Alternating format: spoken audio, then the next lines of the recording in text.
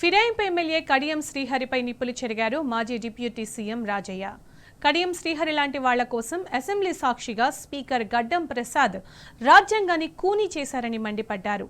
AICC పెద్దల సమక్షంలో కాంగ్రెస్ పార్టీలో చేరినట్లు బహిరంగంగా చెప్పిన కడియం నేడు మాట తప్పడంపై నిలదీశారు. గ్రామాన కడియం దిష్టిబొమ్మను తగలబెట్టేందుకు ప్రజలు సిద్ధంగా ఉన్నారన్నారు. కడియం శ్రీహరికి ఏమాత్రం నైతిక విలువలు ఉన్నా వెంటనే రాజీనామా చేయాలని డిమాండ్ చేశారు.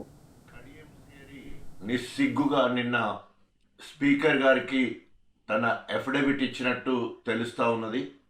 ఇన్ని రోజులు మనం అనుకున్నట్టే ఎక్కడ ఉండాలో గక్కడే ఉన్నా అని చెప్పిన కడియం శ్రీహరి చరిత్రహీనుని లెక్క నేను బీఆర్ఎస్ పార్టీకి రాజీనామా చేయలేదు, కాంగ్రెస్ పార్టీ సభ్యత్వం తీసుకోలేదని నీతి మాలిన మాటను మాట్లాడి ఈరోజు సభ్య సమాజం సిగ్గుపడే విధంగా తన ప్రవర్తనను మరొకసారి బయటపెట్టుకున్నాడు.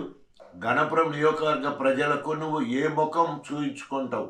బీఆర్ఎస్ ఎమ్మెల్యేగా గణపురం నియోజకవర్గానికి చేసిన కీడును, బీఆర్ఎస్ శ్రేణుల కష్టంతో గెలిచి వాళ్ళని నట్టేట ముంచిన తీరును క్షమాపణలు చెప్పి బీఆర్ఎస్ శ్రేణుల దగ్గరికి వస్తావా?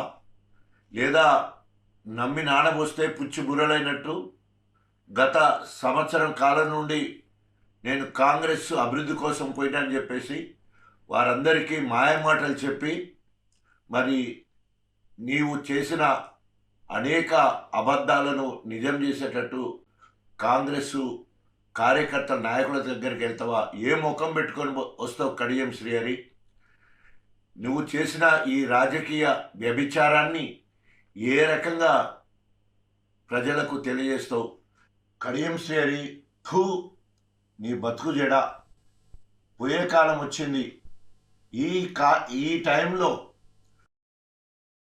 రామ కృష్ణ అని ఎక్కడో గుడిసెలో ఉండి బతకాల్సింది పోయి ఈరోజు రాజకీయ వ్యభిచారానికి పాల్పడి గన్పూర్ నియోజకవర్గ ప్రజల ఉసురు పోసుకుంటున్నావు.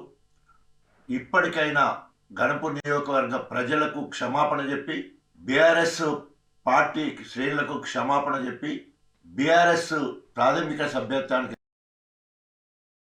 పదవికి రాజీనామా చేస్తే కాస్తైనా నీకు సిగ్గు శరం ఉన్నట్టు తెలుస్తుంది. లేకపోతే ప్రజలందరూ నిన్ను థూ థూ అని ఉంచుతారని చెప్పేసి హెచ్చరిస్తా ఉన్నాం.